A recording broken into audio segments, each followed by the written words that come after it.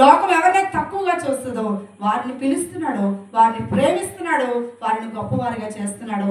కాబట్టి ఒకవేళ మీ జీవితాలు, మీ బ్రతుకులో ఏంటి మా పరిస్థితి ఏంటి, అన్ని విషయాల్లో మేము ఇలాగా దిగజారిపోయి, అన్ని రకాలుగా మా జీవితంలో పాడైపోయి, చెడిపోయి ఇలా మా బ్రతుకులు ఉన్నాయి కదా, ఏంటి మా స్థితి అంటే ఆ కర్ర ఎండిపోయింది.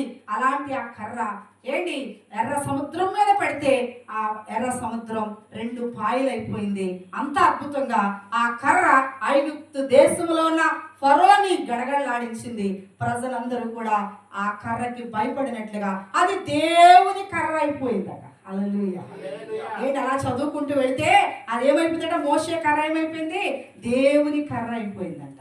కాబట్టి రాత్రి సమయంలో దేవుని పిల్లలుగా ఏంటి మన జీవితాల్లో మనం తెలుసుకోవాలి. ఒకవేళ ఇంకా ప్రభువుని తెలుసుకోకపోతే కూడా ఒకవేళ మీరు ప్రభువుని అంగీకరిస్తే, ప్రభుకి మీ హృదయాల్లో చోటిస్తే, మీ అధో పాతాళంలో ఉన్న మీ జీవితాలు, లేకపోతే పెంట కుప్పల మీద ఉన్న మీ జీవితాలను ప్రభు పైకి లేపగలిగినటువంటి గొప్ప మహత్యము కలిగిన మహాదేవుడు ఆయన.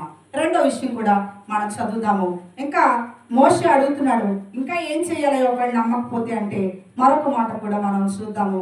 6వ వచనం.